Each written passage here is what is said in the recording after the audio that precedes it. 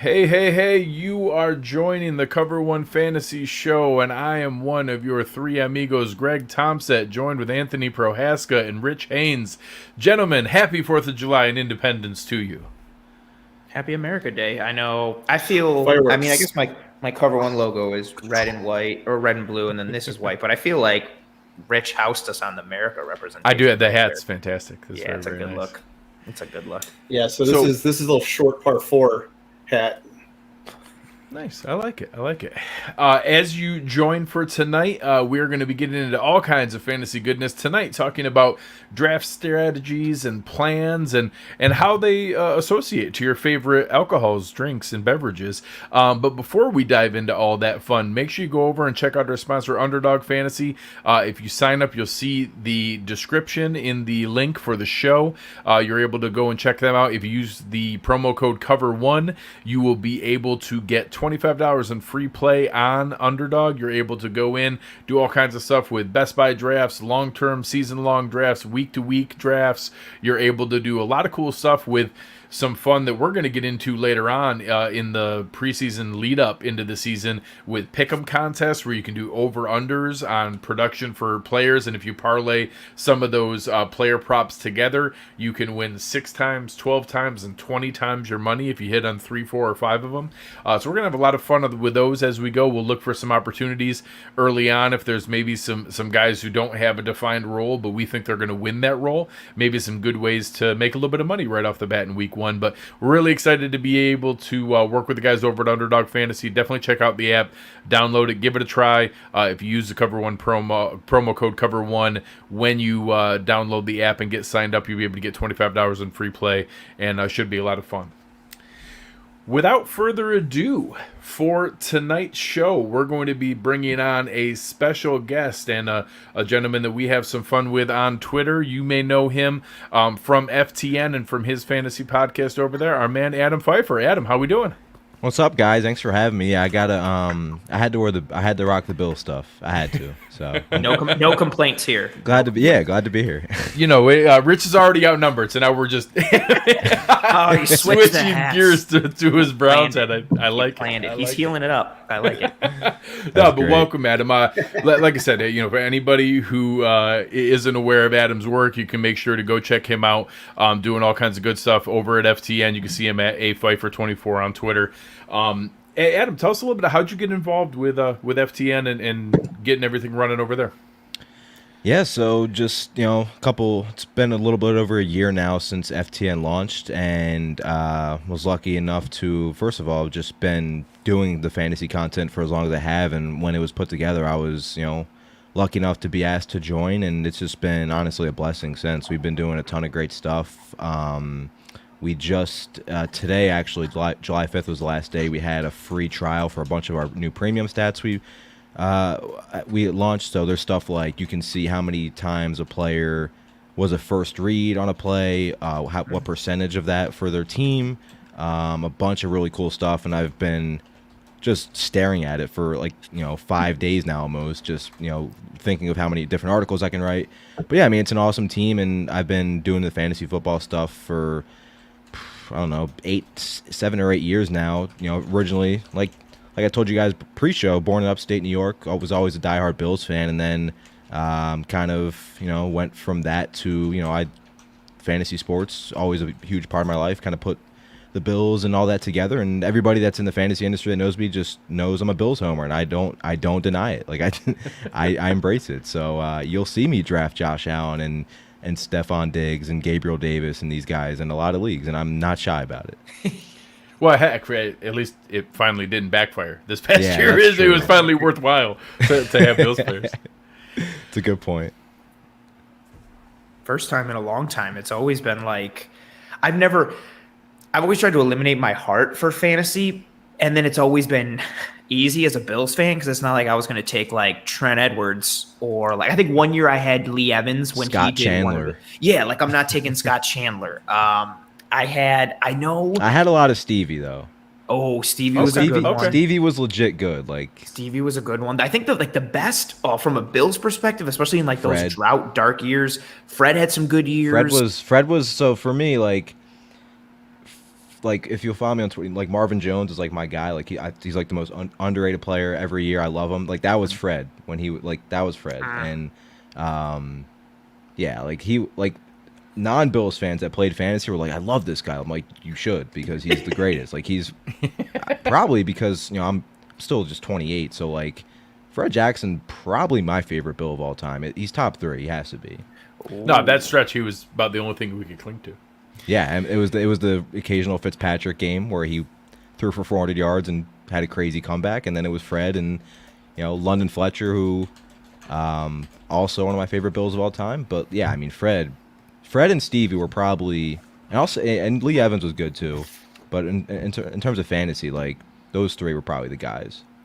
So before we dive into some of our formal topics for the show tonight, we want to go around and do a couple questions with you, Adam. So why don't we lead off there? Fantastic. So Adam, we're going to pepper you with some questions. We've each got 2. Kind of overall themes, strategies, little detail points. And my first one I got for you. So is there any one true draft strategy or principle that you hold to no matter what, year after year? Is there anything that you're always beholden to? Or do you even have a favorite draft strategy?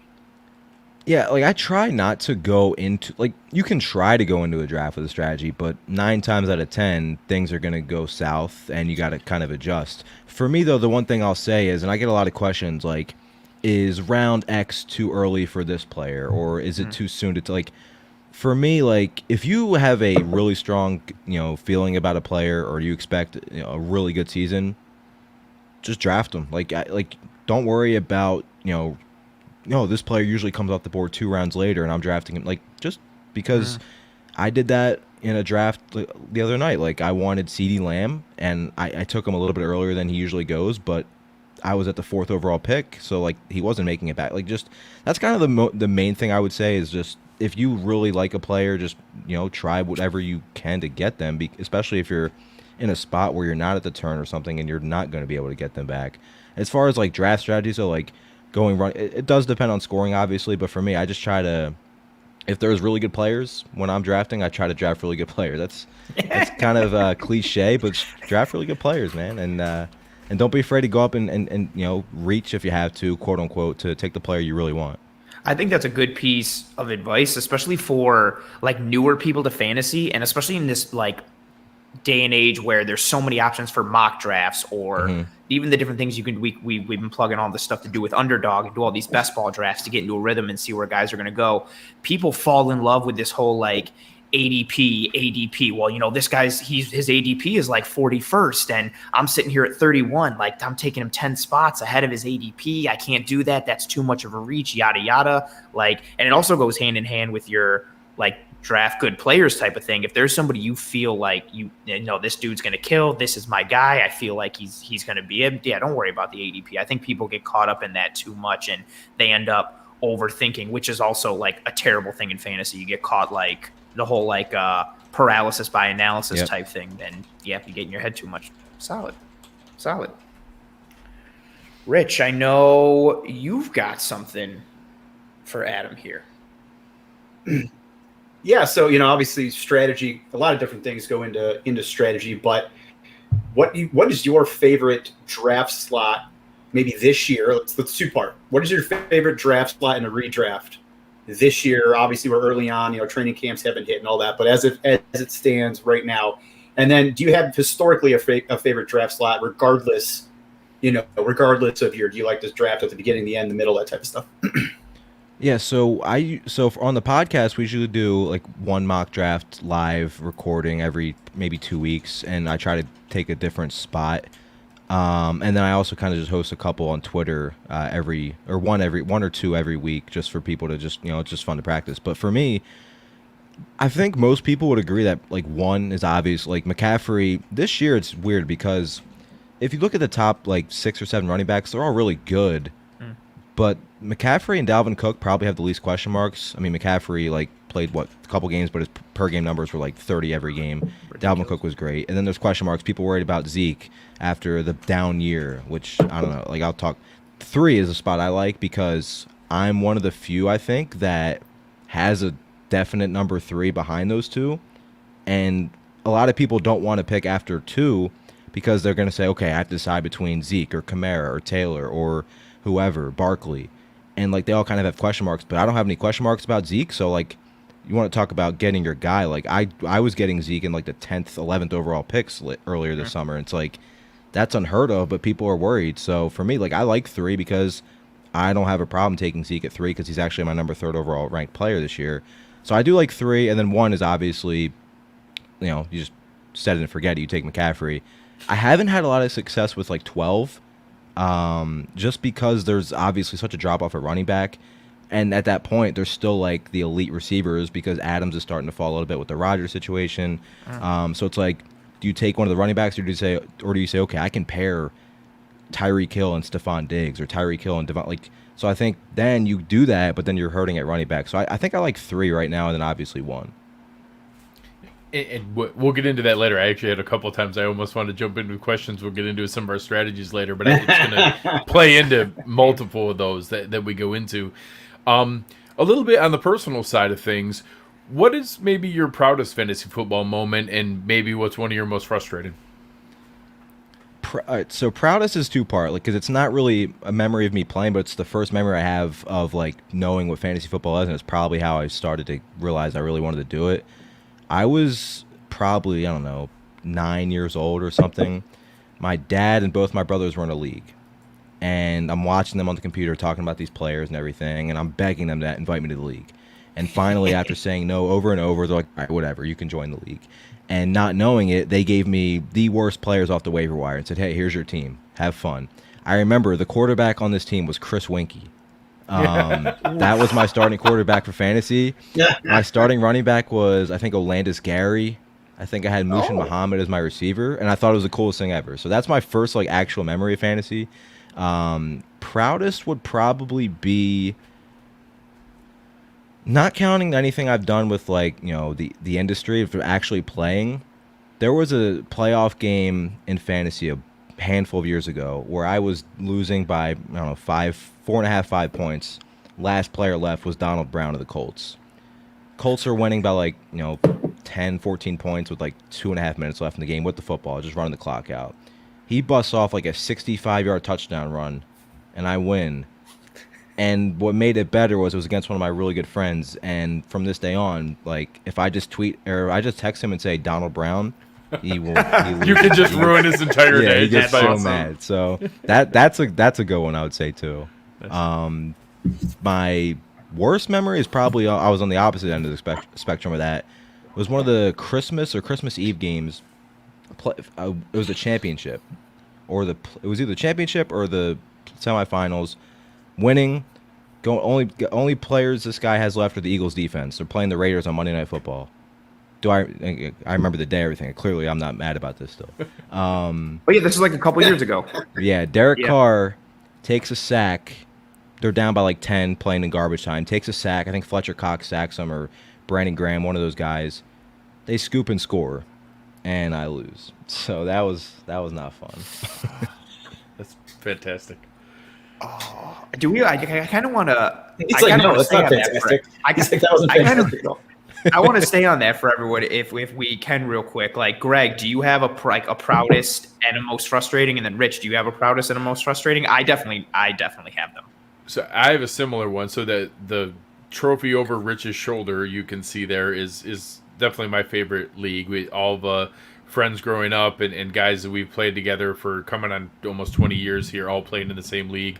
So all the same guys for the past like 12 years in a row. There was a year, one of the guys who had never plays really well, had an amazing team, undefeated. Going in, there was a number 1 seed. I squeaked into the playoffs, and it was going into it was the semifinals, Monday Night Football, to make it to the championship game. Similar setup, and it was a Saints versus Colts, I think, Monday night game. And it was late season Saints backup running back Tim Hightower. I was in Buffalo during this because I just got back from a Bills game, and my uncle had Tim Hightower, and he was losing his freaking mind.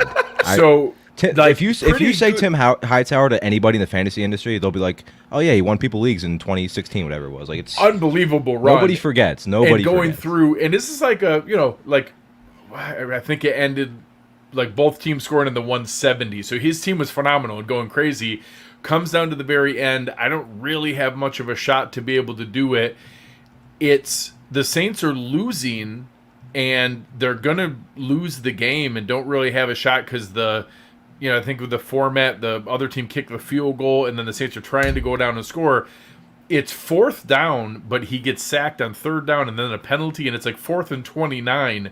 And for no reason, Drew Brees checks down to Tim Hightower, and he runs for like a 15-yard gain and a catch. It's 4th and 29. There's no reason to do that. And I end up winning by like 0.4. And go into the championship game on that kind of setup. And I still remember, so Rich, it was Rob in his only good season ever that I knocked out his undefeated team and getting knocked out that late Monday night out of Tim Hightower's stupid, pointless play. But yeah, that was my favorite one. And then similar, you have other ones like that where you have an amazing team and you're going an awesome run and then get knocked out on something stupid. A bad one, Rich and I played in the Fantasy Football Player Championship last year, had like a top 50 team overall that just killed it all season long, and our one bad week of the year was the championship game to win the league in the FFPC. We still made the playoffs and everything else like that, but like the one bad week of the entire season was in the playoff championship game that cost us a nice chunk of money. That would have been fun. So that was the most recent bad memory. Real quick, I had one last year too. I had a team lose in the semifinals. In the championship, my team scored over 200 points because there was a certain running back from the Saints who may have scored 6 touchdowns in a game last year. I don't know if you ever heard of him. His name's Alvin Kamara. Yeah, that didn't count for me. You have 2 fans of him on this show, Alberta above at the top. Yeah. That trophy he's pointing to is from. I love Alvin Kamara, but that game that didn't count for me because I was already eliminated. But okay, but I'd rather have that. Yeah, do your worst one. Oh, it was against you. No, I had him and I lost. And he lost, having the 6 touchdowns. So that week. That week there's a lot of high scoring performers too. I remember that. I had Kamara, he goes off, and I'm feeling kind of decent. I had Kyler Murray, who was banged up and didn't have a good week. Yep. I had DJ Moore, who also got banged up in the championship, done. And then the guy who I played, that was the week he had Brady, and they scored like 40 in the first half against the Lions, and Brady put up over 30 points. Oh, we're not done. He had Brady. He had Devontae Adams, who I forget what. He played football last year, so he probably got you good. Yeah. That was one of the weeks. I think they played Tennessee on the Sunday night game, and it was just touchdown to touchdown. Yes, and it was the goal line offense was 1 yard touchdown to Adams, 1 yard touchdown to Adams. Yeah.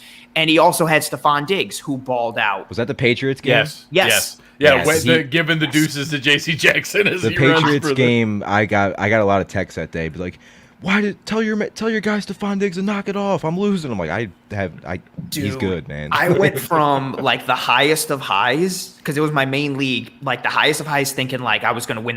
This was my 3rd final in a row. I'd won another one. I was like 2 out of 3 years I'm going to have a title. Like this could go well. And I had like the number 1 team in the league.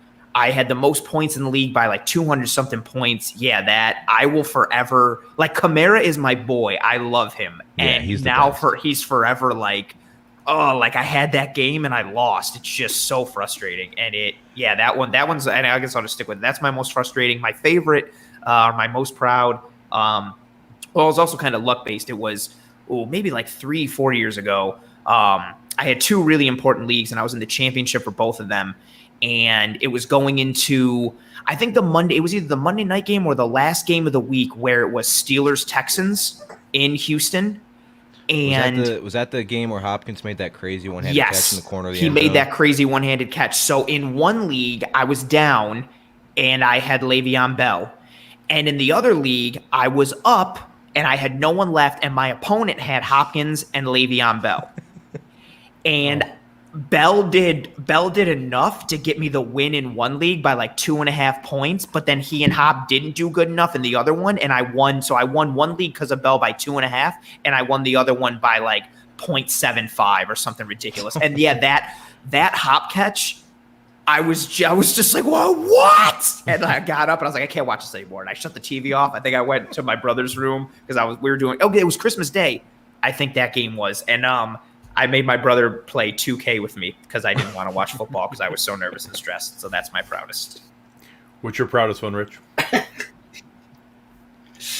Oh, man. Well, I'm going to start actually with the pessimistic side of it because, Greg, you brought up the FFPC. So the FFPC, I participated in the World Championship of Fantasy Football, doing the live drafts, would fly out to Vegas with a buddy, and we would do them. It was, I think, $2,000 entry fee.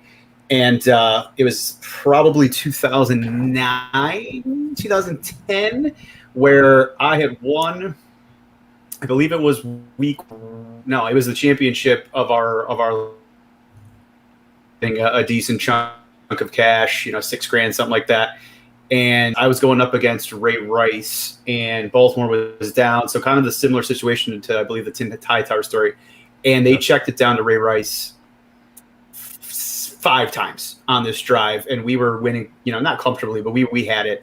And they checked down to Ray Rice 5 times on this drive, and ended up booting us out of the first place. We actually ended up winning a decent amount because we made the playoffs at that point. And then it's kind of your points race for the final 3 weeks. So we ended up making it back, but it's just like, we had it. We had the championship. We had $6,000 or whatever the first place was, and Ray Rice 5 check downs on one drive, and I just wanted to. And I'm a Browns fan, so like not only is Ray Rice. I hated him back then because he's a Raven, but he's just killing my fantasy team too. So that one stands out. I had another one where Julio Jones. I was against Joe, Greg. I came in our main league, and Julio went off for me. I had Julio for a couple years in a row there when peak was it Julio, the Carolina game? And he went off. It was in the second round of the playoffs, maybe the fantasy playoffs. We do 3 rounds or whatever. And he went up for 50 or something like that, 50 or 51 points. Yeah. And Joe beat me by like 0.5. But I thought I won. And then the next day, a stat correction happened. Oh. And then I lost. And I literally threatened to leave the leagues, right? I was so mad. I was like, I'm quitting fantasy football forever. And I hate all of you. And Joe, I want you to literally die. And I want to let everyone on fire. It turned into a tirade of emails back and forth. It was like I just went in full baby mode, honestly, full blown drunk baby mode, and I just blamed it on Joe. I was like, Joe, it's your fault the stat correction happened. That was me last year. This was a week or 2 after Dak Prescott got hurt for the year. Oh. So the Cowboys season's already you already saw what can happen, right? Yeah. It's the Monday night game against the Cardinals. They're getting absolutely run out of the stadium. Remember that game? Oh, yep. This is before that Kenny and Drake garbage time touchdown run that sealed a lot of wins for people. I'm winning the whole time. I'm facing Amari Cooper. The Cowboys, after 1 week or 2 after watching Dak Prescott get hurt, they leave every starter in with 2 minutes left down by 25. Oh, God, I remember that. And they're going for it, and it's a penalty after penalty down in the red zone. They're force-feeding Amari Cooper the ball, pass interference, 1st and goal from the 1, and they throw it to him eventually with a minute left, and I'm like, cool, I lost because Dallas just watched their team season end, essentially, the week before, and we'll leave our starters in with a minute left down by 30 on Monday Night Football. What's the word? It wasn't even okay. I'm lying. It was the fact that I lost. It was that made me mad. But then if you look at it, it's that played into it. Yeah, but then it's you sit back and look at it, it's you just watched your season end pretty much, and you're still leaving your star. I was so shocked that they did that. So, Rich, what's your proudest one? Yeah. Honestly, the proudest one is the trophy sitting behind me. Like I said, I've won some good money in the before the W World Championship Fantasy Football and in the FFPC, and obviously that's awesome. But this league's been going around, as Greg mentioned, for 15, 16 years or whatever now. And we kind of have the Stanley Cup going around, where you put the plaque on it every year, and it's with our friends that we've been playing with for forever. And I like trophies. I love the money, honestly. Don't get me wrong, but I love trophies and medals, and I don't know. I like winning trinkets, apparently. So this is a Pete right now behind me.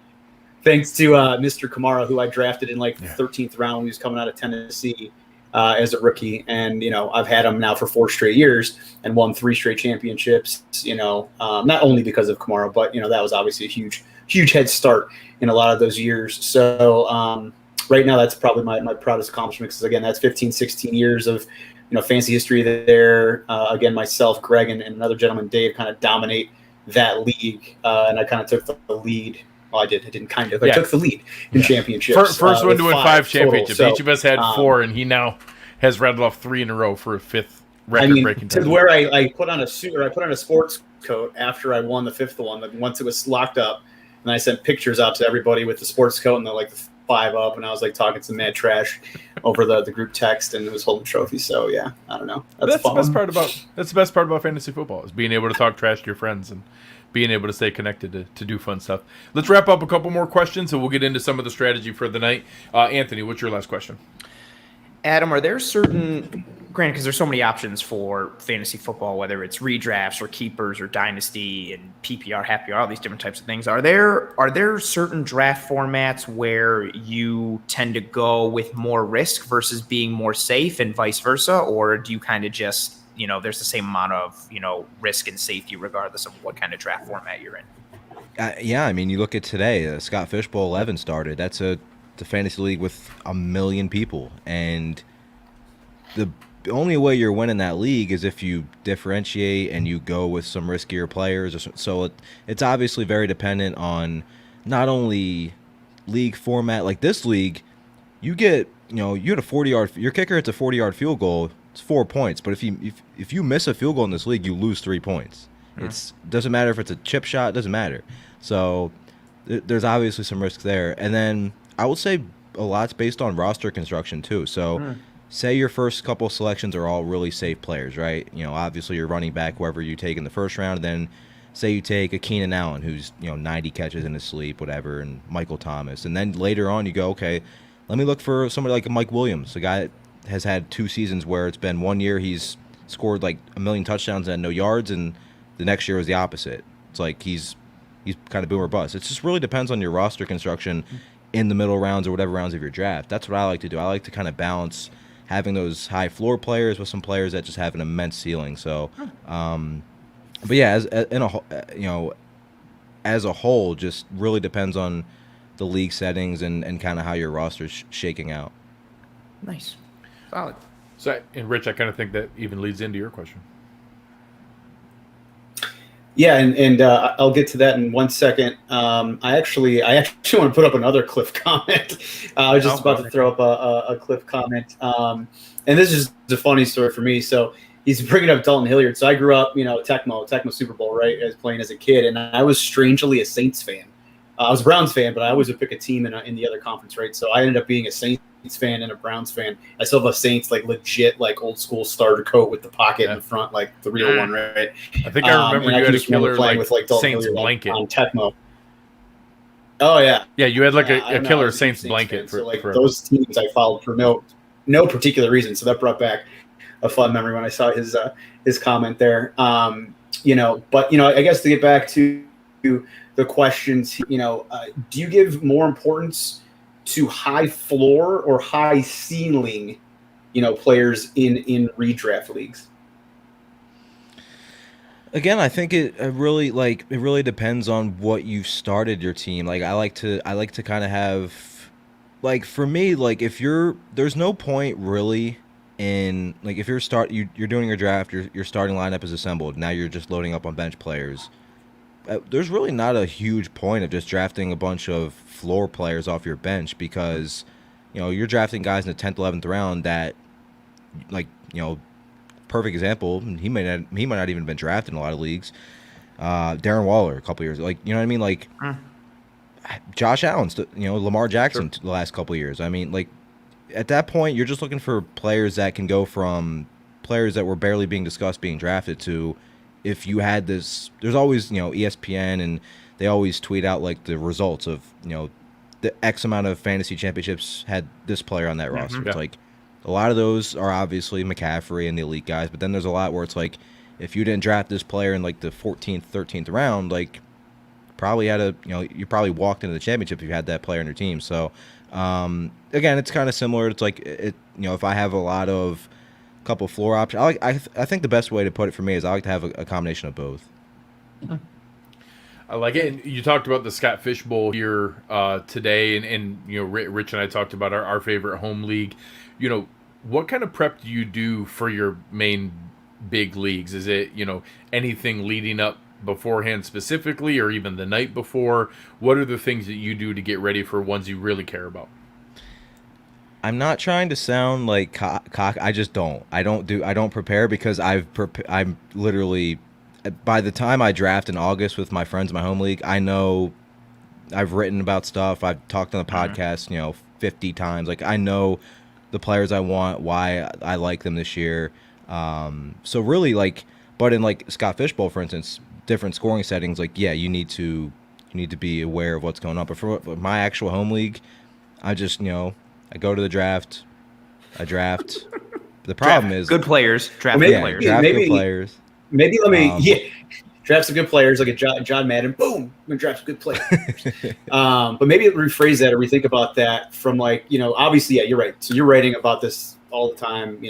You're living it, you're breathing it. But maybe kind of put yourself in the shoes of the normal fantasy player that's gonna be out there. Whether it's dealing with kids all day or going to the bar or whatever on I would weekends say, and drinking, and do want to get into I would say definitely know your league settings, but not just settings, know who you're drafting with, because Greg, you guys probably know, you guys probably draft with a bunch of guys who they want play, especially now because it's actually good to have Bills players on your fantasy team. Yeah. They probably want some Bills on their team, so it's you know who you're drafting with for sure, and just know we do an auction league in ours for our home league. So it's what I like to do is at that point in August I can kind of tell which of my friends want which players, and if I don't like that player for this year, I'll nominate that player first, and they can go after them, and then I have they spent however much money they spent. So definitely just kind of know your league. Obviously the settings are one thing, but know who you. Because if you're in a home league, I would say you have a 12-person league minus a couple people leaving. It's probably the same people most of the time. So at that point, especially if you're playing for years, you pretty much know who you're drafting with and competing with. So it's funny. I'll use this as one of the draft strategies that I was going to touch on later. And for tonight's mashup, we're actually going to be talking about which draft strategies correlate to your favorite beverages and drinks. So, some of the easy ones that I wanted to throw out there.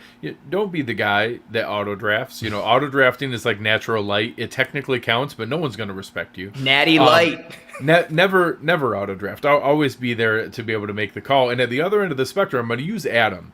So a lot of the people listening to the show, targeting your favorite players sounds easier than it is. I'm going to compare it to Scotch. It sounds great to be I'm a Scotch guy. Well, Scotch is hard to drink. It takes a lot of practice and reps to get up to that point. So Adam, who does this professionally, writes about it constantly, off the top of your head, how many mock drafts or drafts have you done now since this offseason? Just random guess. Well, let alone underdog, I've probably done about 30 of those. And then, like I said, I like to post on Twitter, at least once a week, a mock draft. Not just because they're obviously fun; it's just fun to draft. Yeah. But I know, like you guys said, if you're working your job and all of a sudden, because I'm sitting here at 12 in the afternoon, and I'm looking at numbers and players and projections and stuff like that. But then I try to set these up for 7, 8 o'clock, so people get home from work and they have something to do. But it's also just fun to talk to everybody from Twitter and stuff like that. So those count. Plus, we do a couple for the podcast. So at this point, I would say at least 50. So, and that's probably 50, not a lot compared to a lot of people that are in the There industry. are definitely people who are at 100 plus. 100%. So just think about that. Folks that are listening to this, folks that are tuning in, folks that are waiting until Labor Day weekend for your one draft of the year, because that's when you go. Think about the fact that some of the things we're going to talk about tonight, and Rich will dive into one of the deeper dive strategies you hear more about. Strategy doesn't have to mean, and it shouldn't mean, a rigid plan of things you have to do. But if you're not someone who has put in the time and has the reps of someone like Adam or others who are doing this, constantly to see the movement in the market and where your guys are at, it's very challenging to just go in and target your players. And what will happen is that everything won't fall apart. It's that you'll have 3 guys you really, really want, and there's 4 picks until your pick, and those 3 guys will go, and then you won't know what to do because you haven't been in that position. So, one, I'm going to use this again as a quick opportunity to plug Underdog. You can go in and do lots of these reps. If I actually made the reference in our Slack channel, if somebody just does the minimum and you just do the $10 deposit and get the $25, and you use the $3 best ball drafts and you just do 11 of those, and that's your only investment is 11 of those best ball drafts just to get a feel for where your guys go and how it works, it will easily be worth its investment all by itself to get you ready for your home league. But those kind of things really matter, because until you get to that point, we're going to talk about some strategies tonight. And the reason is that if you're not having the 50 reps of someone like Adam and all the writing and all the prep that he's done, it's hard to get yourself into that position to know when you can wait or where the right value is or where to go. So without further ado, Rich, introduce us to our first strategy of the evening. So I want to talk about, and I know we've talked about flexibility, right? And I think that is key. But I do think there is one strategy, at least in my opinion, that I just see people make mistakes time and time again. And for me, it's don't take a quarterback high unless it's a 2 QB league or a super flex league. But if you're in a standard league, if you're in a PPR league, I cannot stand. Well, I love when other people take quarterbacks high, to be honest. But I hate taking a quarterback high, and I hate investing that draft capital really in the first 5, 6 rounds. I mean, there's kind of 2 approaches that I have to either what I call late, which is where I'm really targeting 2 quarterbacks, probably a young guy, maybe a veteran. Later, 10th, 11th, 12th round, back-to-back sometimes even, or mid-late, where I'm going to try to target somebody maybe 6th, 7th, 8th round, and then another guy, maybe 11th, 12th round, and try to pair them together. Look for bye weeks, right? And look for bye week pairings.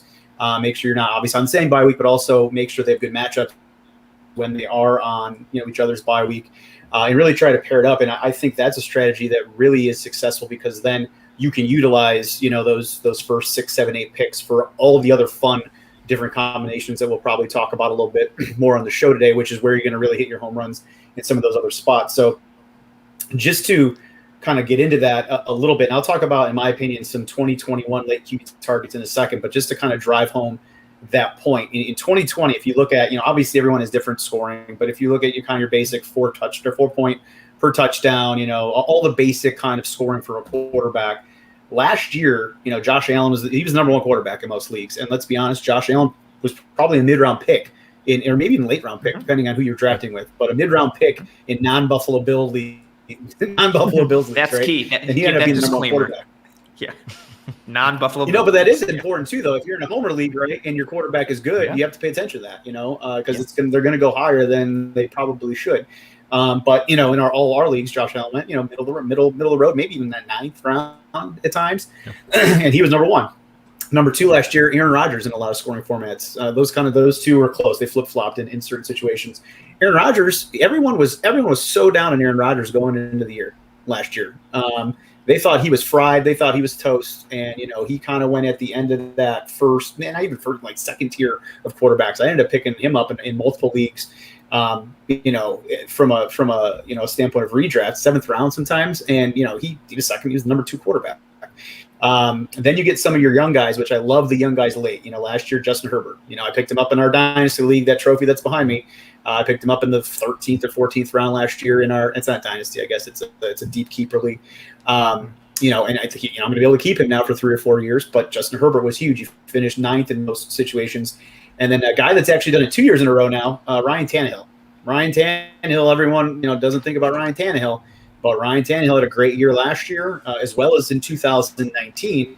And again, that's 4 examples in the top 10 alone of guys that are not your high quarterbacks, and that are going to win you leagues. And even you look again in 19, Josh Allen, my opinion's on that list again. That was kind of his first semi breakout year, not breakout year really from a fantasy standpoint.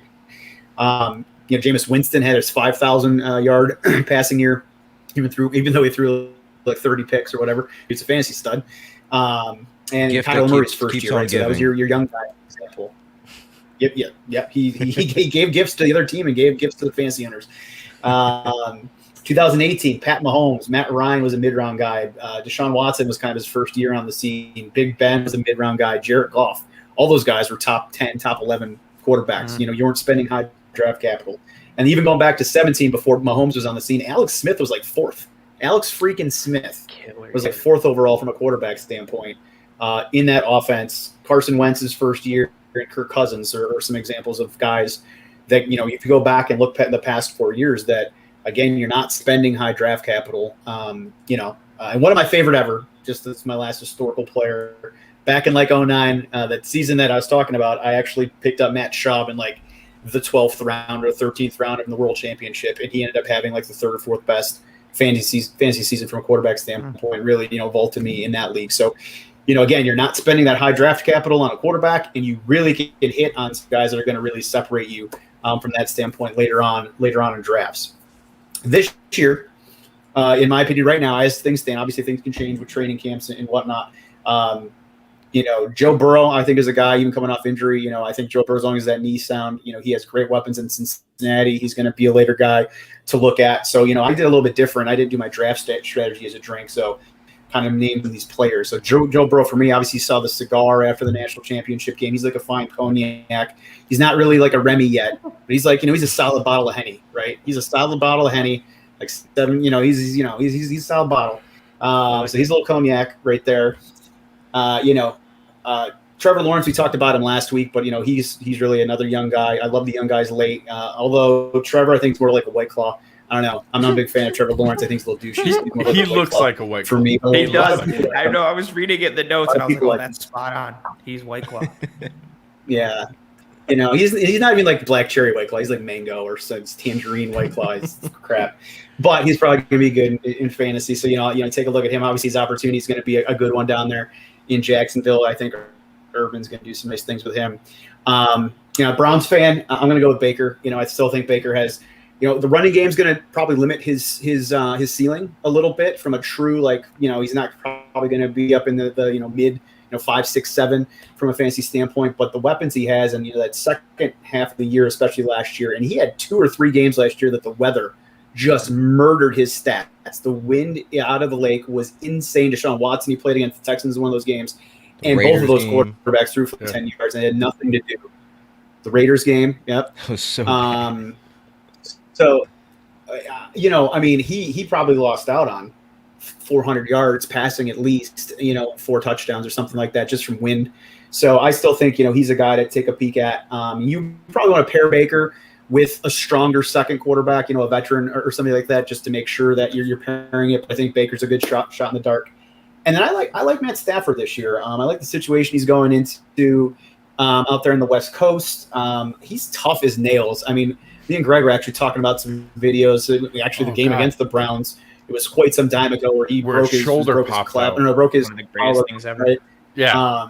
And he came back in and still threw that 2-point conversion to win the game. He's tough. He's always, put up some good stats. He maybe it hasn't always translated to wins on the field necessarily, but I think from a fantasy standpoint, he's going to be a decent guy. Maybe you pair Stafford and Baker. That might be, that's probably a good example of kind of that guy to pair with Baker. And he's Bud heavy for me, sticking with July 4th a little bit. He's good old American Budweiser, Bud heavy. He's just going to be there. He's going to put up some stats. So those are some guys, some other guys that I also kind of wanted to talk about, but I'm not 100% sure. We talked about Herbert last week a ton, so I didn't want to talk about Justin Herbert again, although I'm a big fan of him. And then Jameis has an opportunity in New Orleans as long as they, don't let Tyson Hill grab too much of that. And then obviously Tua in Miami, I think, has some interest, but I'm not sold on those yet. But those are a couple other guys we're taking a peek at as far as some late round flyers. But again, for me, late quarterback strategy is something that I think can really separate you. So if you're taking a quarterback high, I just think you're, even if you hit, I think you're putting yourself behind the eight ball in most situations. So, Adam, is a good question we can kind of kick around here. There's a couple that have asked some good ones that go right along with this strategy. I know we were just talking about a pre-show and a couple super flex, I think accentuates the value of quarterbacks, but the tiers are the same. There's still drop-offs at the same point of where people wait. You have that top group where people like, obviously, Mahomes, Allen, Lamar, Kyler, Dak, kind of firmly in that group. Then, obviously, some, if you're in a dynasty, you do see Burrow and Lawrence and guys like that come. Russell Wilson's kind of right there on the edge of that. Do you think that's a drop-off where you see quarterback one? Is there anyone else you would consider in your group of quarterback one, or where you see the real drop-off hit? Yeah, so like for pretty much every year since I've been doing the fantasy stuff, it's been okay. There's 2-3 quarterbacks that are like the top 3. Then if you can't get one of those guys, like Rich was saying, just wait till like the 10th round. This year it's a little bit different because I do think the 5 that you mentioned of Josh, Lamar, Mahomes, Kyler, and Dak are all, we saw what they've, like, Dak was going to break records prior to his injury. We saw what Josh did. We saw what Kyler did the full season, and we saw what, if he didn't have the shoulder injury, he would have had better numbers because he stopped running.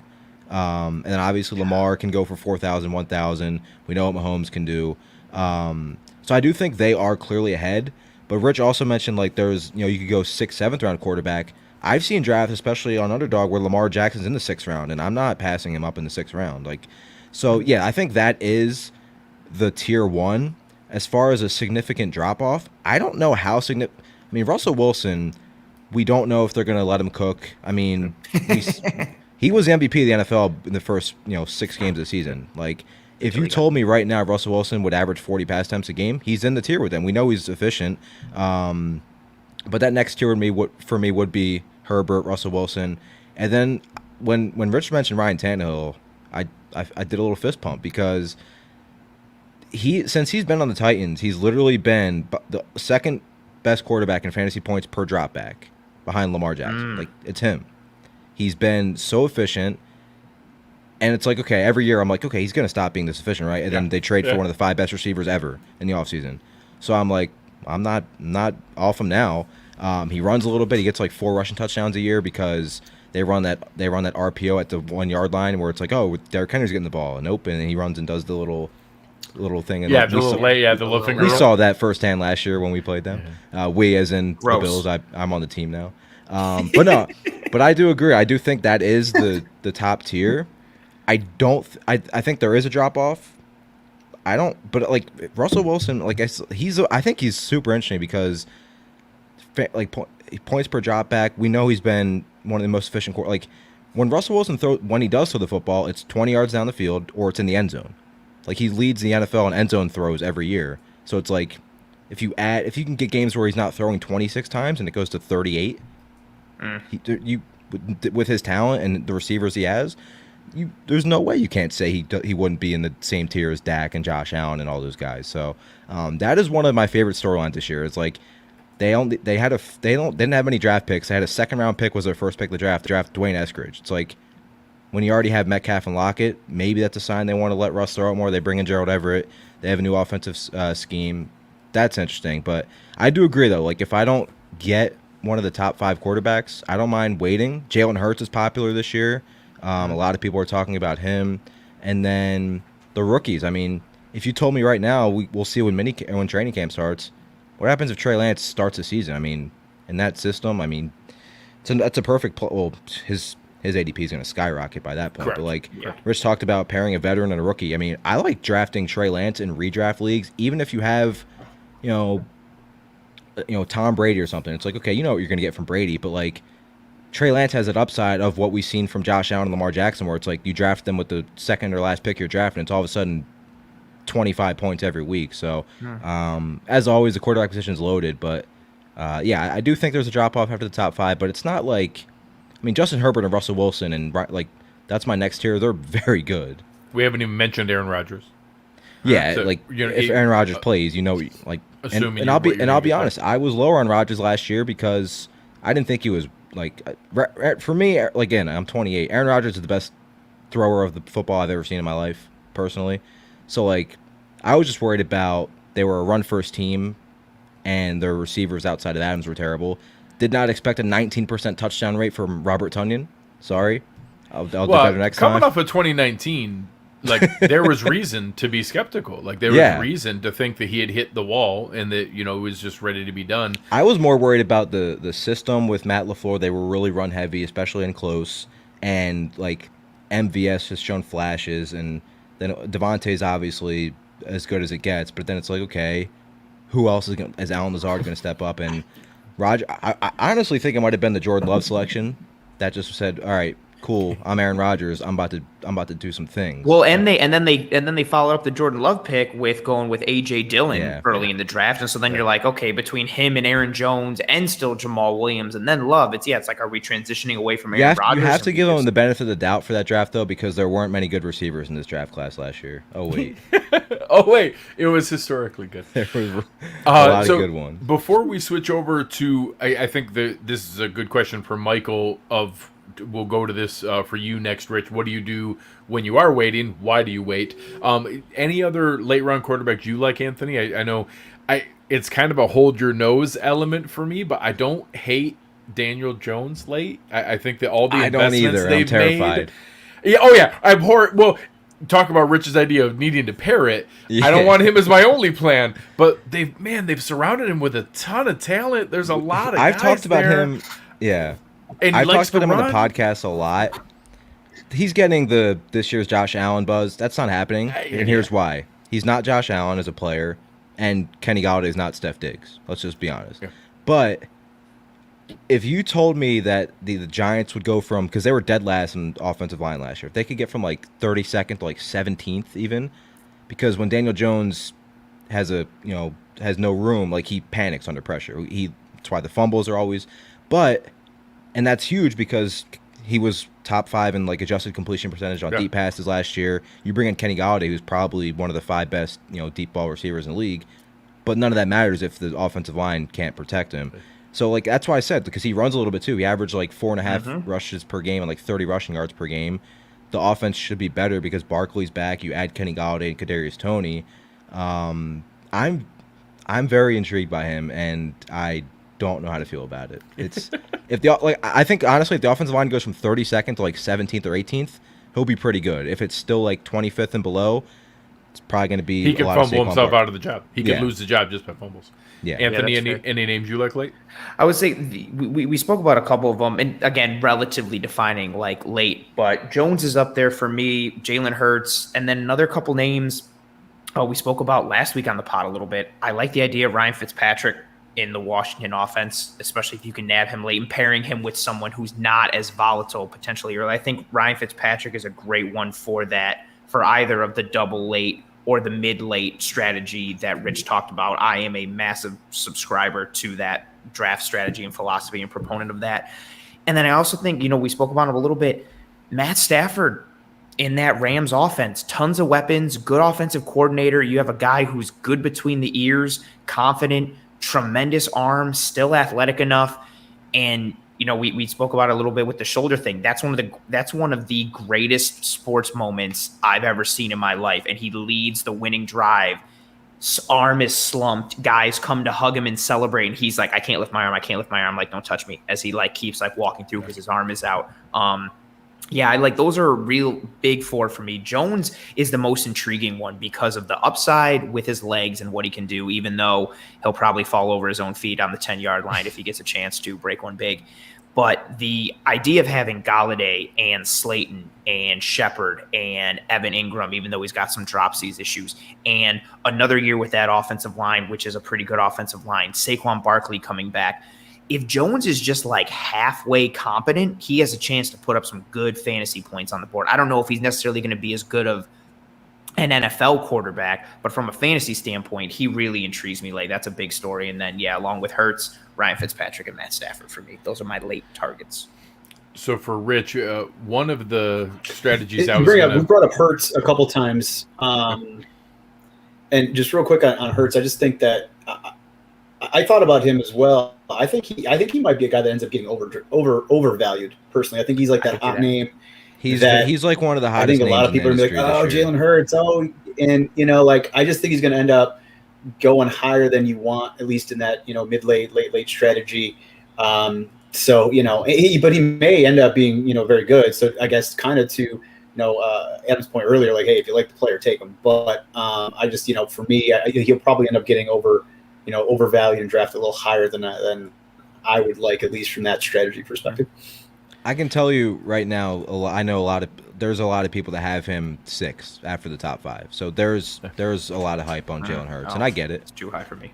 It's too rich. I just think the Tannehill, people don't understand how freaking good Ryan Tannehill has been the last couple of years. So I just pulled up the ADP to be able to reference it. He's going higher than Ryan Tannehill right now, higher than Matthew Stafford, higher than Tom Brady. Right now, ADP wise, it's I'm assuming Dak he's Prescott, right after Justin Herbert and Wilson. Yeah, Yep, right there. It's too early for me, but I For Terrell get Pryor. Especially That's too early to draft Terrell Pryor. That's messed up. But yeah, especially with how he ended 2020, I could see a lot of people being on that hype train of, oh man, he's gonna kill it. Oh man, he's gonna kill it. Oh man, he's gonna kill it. And I, obviously I'm tongue in cheek when I say Terrell Pryor, but I'm not joking in some of the vibes that I got. Like, hey, I get that the rushing stats looked awesome. When you watch him pass the football, there were some times where I have no idea what he was trying to do with the football. The Dallas game was rough. Ooh.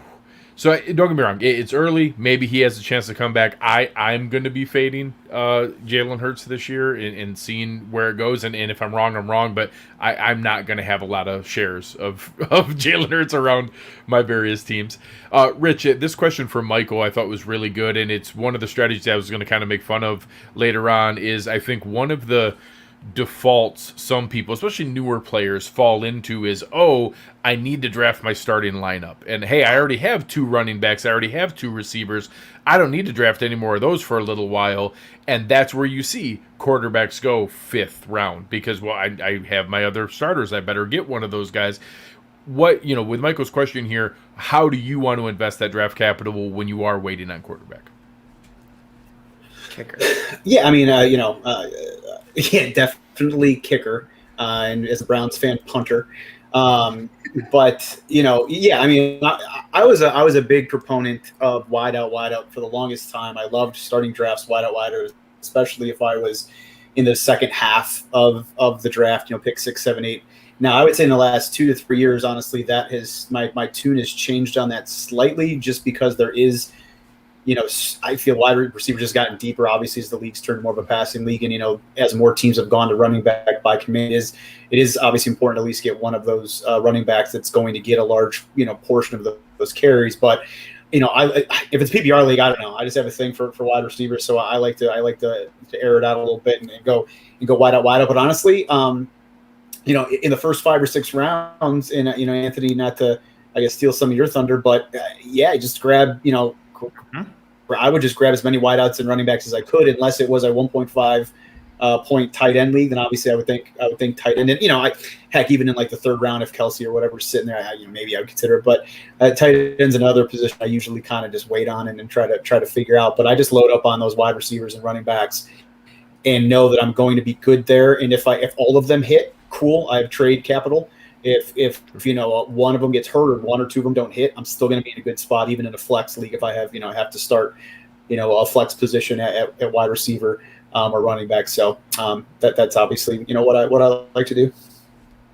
I like it. And now, Anthony, maybe that's that kind of went into a little bit of your stuff, Anthony. I'm not sure. You kind of mentioned that in some of our meeting notes about just loading up on that too. I don't know if you had any other comments along that line. Yeah, sure. I mean, Greg tried to go to not let me speak because Greg's always trying to hold me down and steal my shine, but it is what it is. That's how that works. No, I second that completely. One of my main things to go with is, yeah, exactly like you said, you can never have too many running backs or too many wide receivers, like especially early in that draft, especially when people are reaching for quarterbacks or even reaching for tight ends. Similar to you, Rich, I've started to come around on the idea of like, okay, Travis Kelce's putting up wide receiver numbers.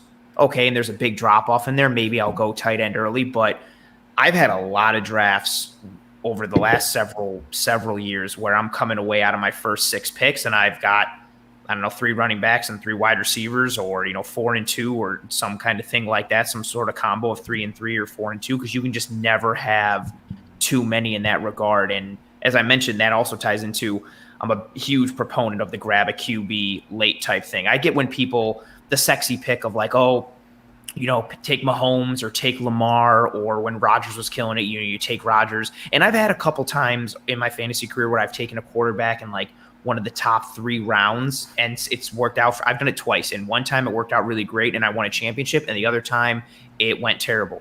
But I don't think you can ever take too many running backs or wide receivers early. And I know we're doing the little drink mashup and comparison there. For me, taking running backs and wide receivers early, it will never let you down. It's reliable, and to me, it's like a Jack and Coke. It's classic. It's a good drink. You're not going to get anything bad out of it. If you don't know what to order or you don't know what to do when in doubt, be like, let me just get like a Jack and Coke, or I want this drink, but I'm not sure this bartender can make it or knows what it is. So, let me just get a Jack and Coke, and you know what it's going to be. It's reliable. It gets the job done. It sets you up for success, and that's taking running backs and wide receivers early.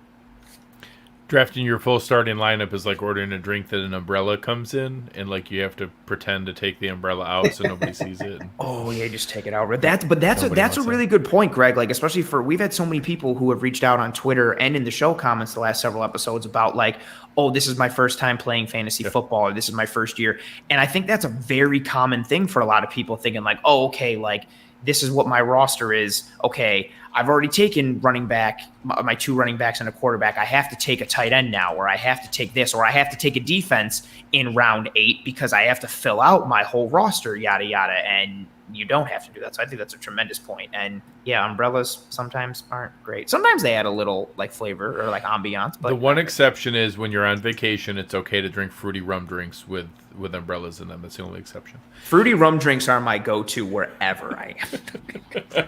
So there's one that I like to talk about with, it's kind of a mix of different pieces, and it's the guys over at footballguys.com, I think is, they've been good to us in something that I've been a big subscriber of theirs for a long time. And a lot of the guys there, specifically some of their founders with David Dobbs and Joe Bryant, kind of started the idea of value-based drafting. Mm-hmm. And it's almost the theory of what Adam talked about, where you have to be paying attention to where they drop off. And for more of a starter, and folks that are just getting into this that can't just do it off the top of their head knowing where it is, I would describe it as setting it up in tiers and being comfortable having cutoff lines at the position. And that, hey, my plan is to go, I want running back. I want 2 bell cow guys, because I think that's the safest way for me to start. Well, if it goes really quick, heavy running back early, and all of a sudden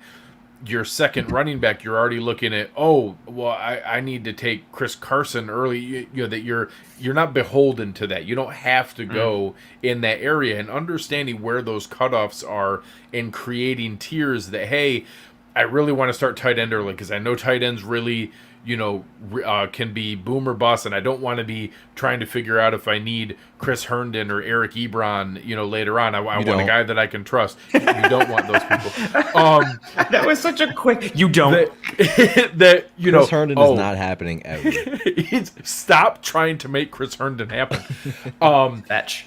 It's important, but going in with that strategy, that's certainly something that people could go to. Well, all of a sudden, what if Kels and Kittle and Waller go really quick, and then somebody says, oh, I don't want to miss out, I better take Kyle Pitts, and you're like, well, I said I was going tight end early, so boom, I'm going to take tight end 5. Well, I kind of think there's a drop-off there. Then all of a sudden, you're waiting and figuring out, hey, is Mark Andrews in the same group as Waller and Kittle and Kels?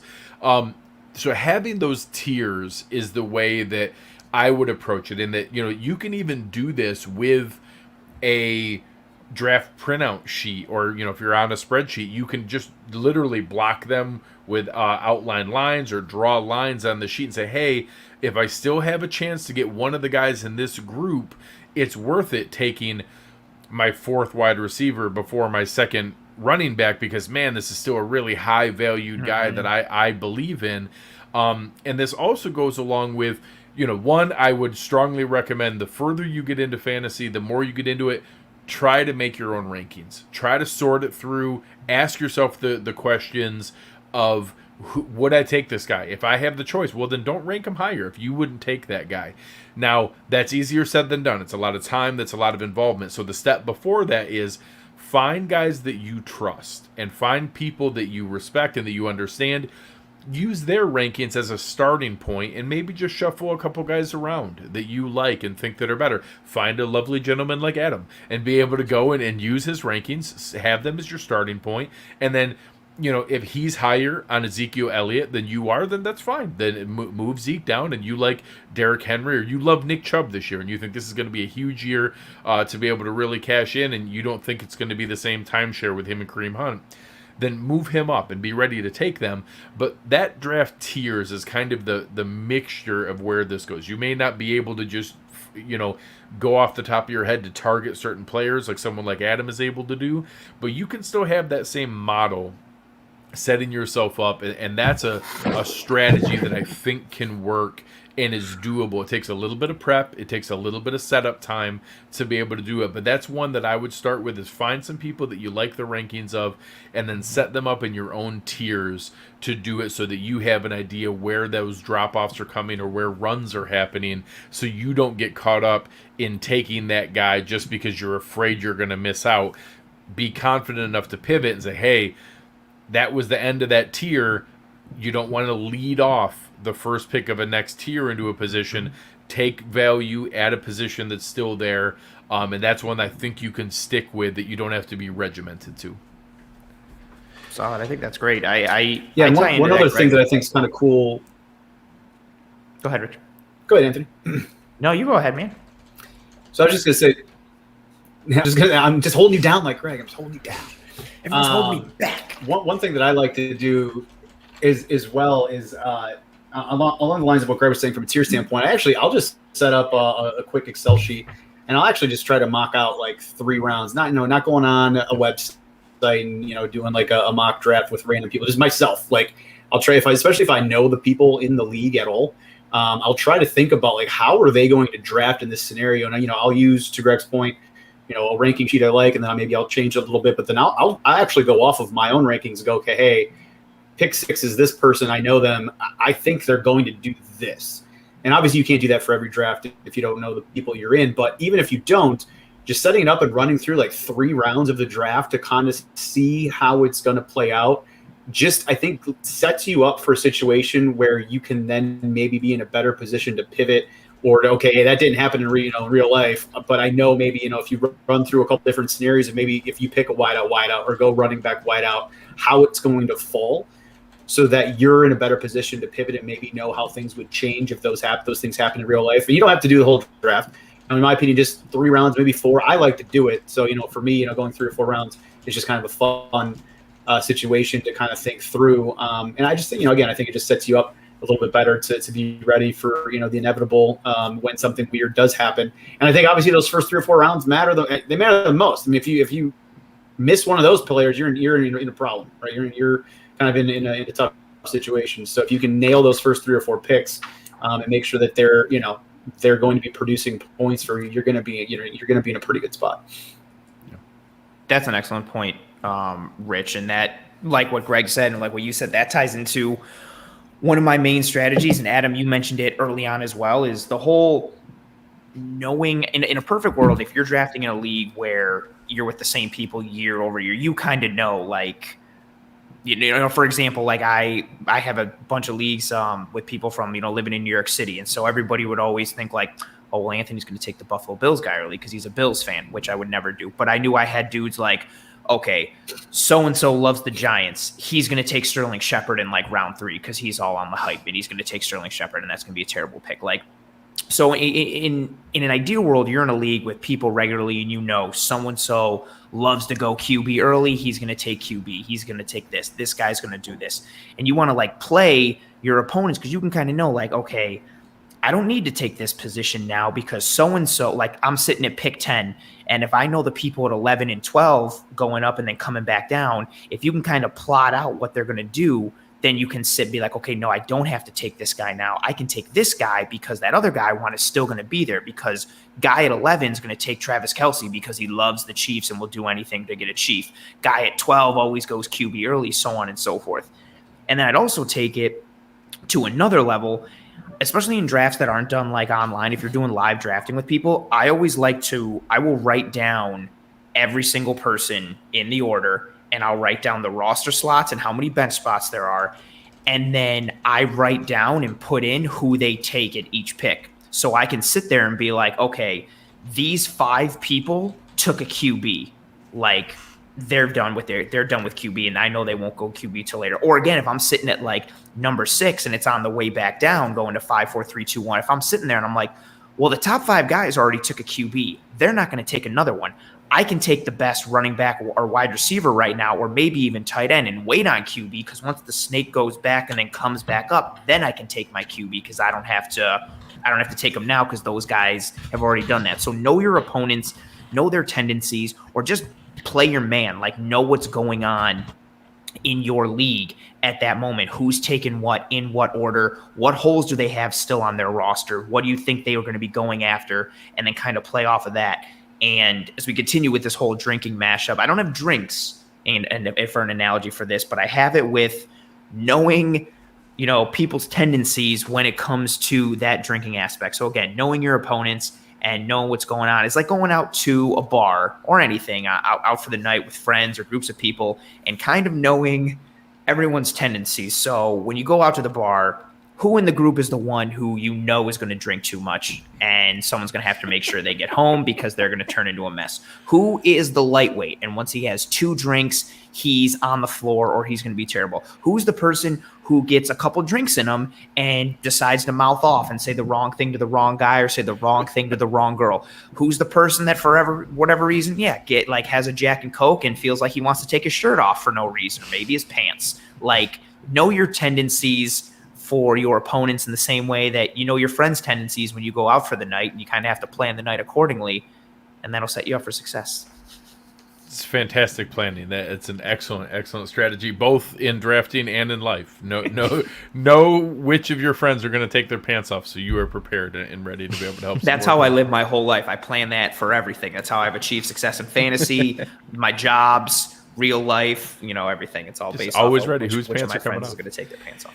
So as we get ready here, I think one final one here. Tonight's been a lot about draft strategy, draft plans, tips, and elements. This is one just kind of off the cuff.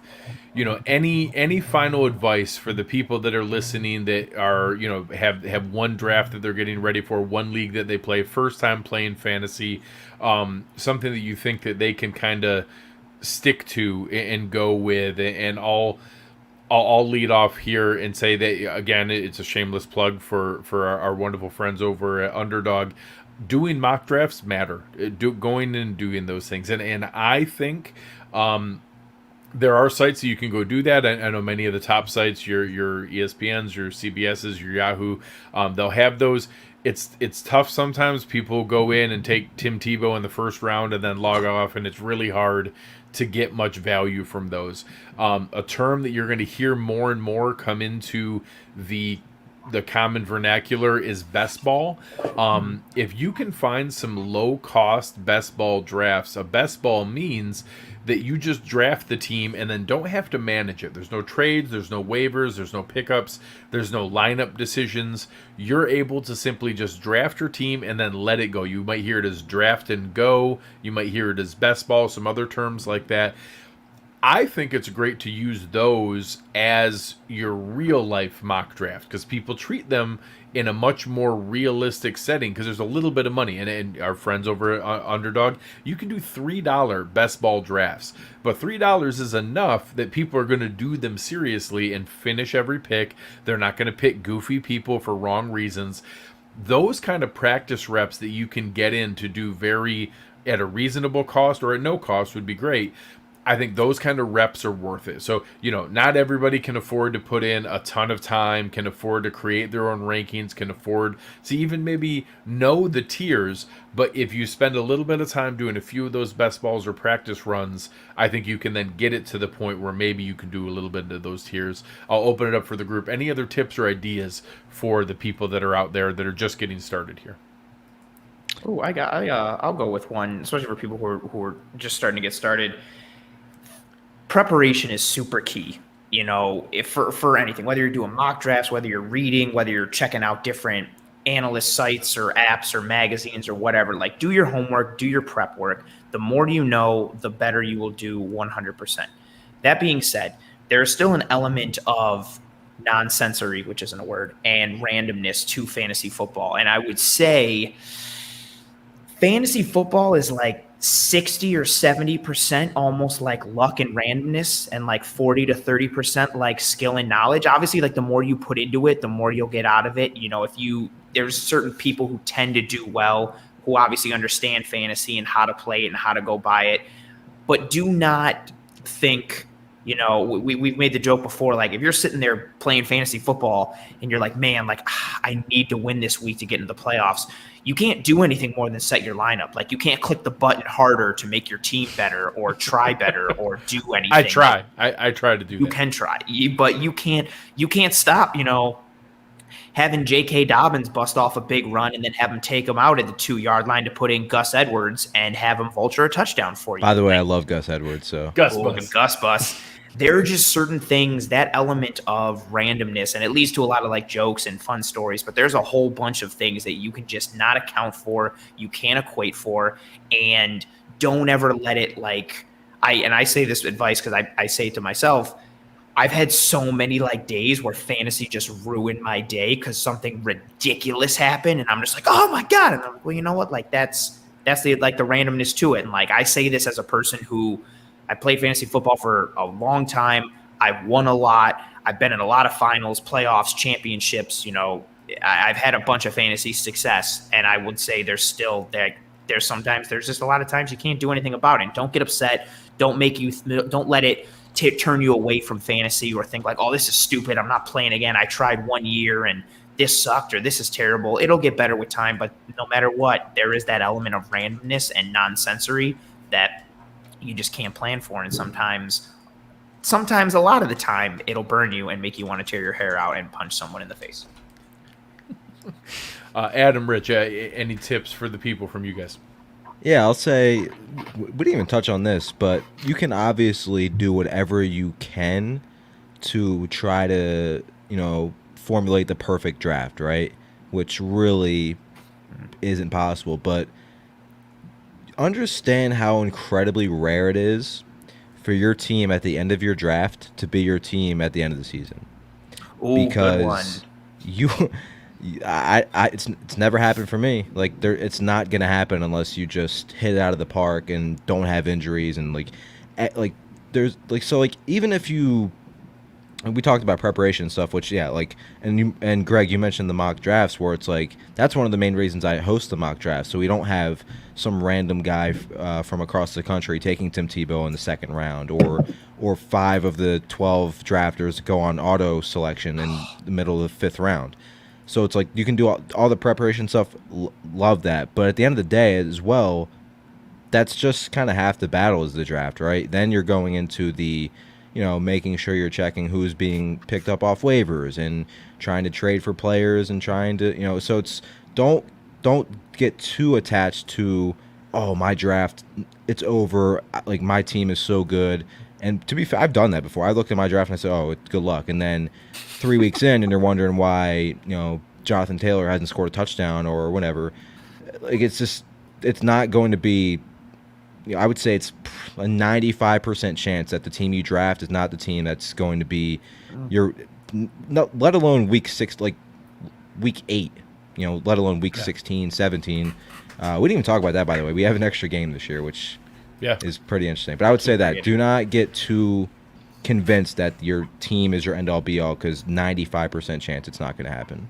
Ooh, and I kind of want to piggyback onto that as well. Like, don't get married to the team that you drafted and someone offers you something and you're like, no, but like I took this guy in the second round, like that kind of almost like a sunk cost fallacy, and then you kind of talk yourself out of a trade because you're like, I took this guy early, this is my team. Yeah, don't get married, exactly at Adam's point. Like, there's so many things are going to happen, and part of that, don't get married to the guys that you drafted. At the end of the day, you want your team to be the best possible team at the end of the year, so you're in a championship and winning. Don't get married to those guys you take. Because you guys remember when Monty Ball was like a 3rd round pick in fantasy? Oh my God, yeah. Like, if you traded him, you probably didn't care you took him in the 3rd round. That's a good point. Rich, what's your advice for the people? Yeah, well, I think just both of those points, I think, are both great segues into future episodes, most likely. Getting into kind of, auction waivers, waiver wire trades. So I think those are both cool segues into probably future episodes that we'll dig into, and especially during the season when we're going to probably have just segments on trade talk and waivers and all that kind of stuff. But this one might seem very simplistic, but for the newer fantasy players out there, don't use a magazine. Don't buy a magazine. Don't go to the store and get one. Do not use a magazine. Go online and get some stats that are up to date. Those magazines are printed way too early. Don't do that. And then secondly, even for people that play fantasy, maybe casually and do it regularly, when you go into a room, whether it's on ESPN or Yahoo or CBS or wherever, or whoever's hosting it, they usually have their own rankings up. And this kind of goes to Greg's point. If you have the time to do your own rankings, great. But even if you don't, at least go in and look at the rankings they have and figure out how to use the draft room, how you can sort by average draft position or by their ranking, because a lot of times their ranking and the average draft position on that particular site are vastly different. And you may have some players way down on the list that are just, are hidden or whatever. So get used to the draft room, go in a little bit early, play around with it. And then obviously, hopefully you've done at least a little bit of preparation, even if you aren't doing a ton of preparation, and queue up certain players that you really like just to have them ready to go, so you don't have to find them in the list. So just navigate the draft room a little bit and try to look at the rankings and at least move them around to a certain extent, so that you find some of the guys that might be hidden based on again, that site is ranking those players. That's a good one. Yeah, that's great. And hopefully tonight will be helpful for folks. We're going to dive into getting into some of our positional previews as we go forward. We'll talk about quarterbacks, running backs, wide receivers, then a mashup of tight ends, individual defensive players, kickers, defense, all that kind of stuff in different shows as we get ready. We're going to be doing a lot more fun stuff with Underdog, doing some best ball live drafts on the show. We also have some really great ideas to go through and show some of those pick'ems that we like. So as soon as the folks at Underdog start releasing some of those, we'll let you guys know some of our favorite picks of maybe slots that we think you can lean into, that, hey, there's some interest in who the starting running back is going to be here, and because of that, the over-under mark is a little bit lower. We think you can take advantage of those areas. We'll give you guys some tips in each of those, but you can only do that if you download the Underdog Fantasy app, use the promo code COVER1, be able to go get yourself $25 free. Come prove that you're far, far smarter than me, Rich, Anthony, all of us. You can go in and be able to compete against us and beat us at our own game. Tonight, before we head out, Adam, let the people know where you can find your good work and where they can come check out other things that you do. Yeah, and I appreciate you guys having me again. I can be found on Twitter at apfeifer24, and all my content, podcasts, everything like that, ftnfantasy.com. And then we also we're three sites in one, so it's FTNfantasy.com is where a lot of the season-long fantasy stuff is, and there's FTN Daily, which is obviously like the DFS side, and there's FTN Bets. So do a lot of work there, but a lot of it can mostly be found, especially in season, at FTNfantasy.com. Excellent. You can find Anthony at pro__ANT. You can find Rich at Burn River Sports. You can find me at Greg Tompsett.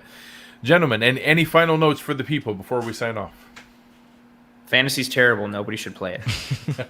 That's a horrible message to send on the show. I'm offended. That no, I think I think with all the obviously we're talking about it from a serious perspective and an analytical perspective, but I think all of us enjoy playing fantasy football. And my message I really want to get to, like, newer players, don't get scared off if things go sideways early, or if you're thinking about getting into fantasy. It really is a fun way to make football a little more enjoyable. There's been certain times. I mean, there was the opening game, I remember several years ago. I think it was Darnold's first game, and it was like Jets-Lions Monday night. Like, who the hell wants to watch the Jets and the Lions on Monday Night Football? It's like, but maybe you've got Sam Darnold, or you've got Stafford, you've got somebody. Like, it adds a little extra wrinkle and adds an added layer. Or if your favorite team has a primetime game or something, and you've got some whatever Fox or CBS is showing, it gives you extra rooted interest, and it adds a little wrinkle and can make Sundays and Mondays or Thursday night games usually suck, gives you an extra added interest or reason to watch. So it can make things fun, and, don't take it too seriously, and it's a good time, and you'll get a lot out of it if you put the work in. Rich, final note before we sign off.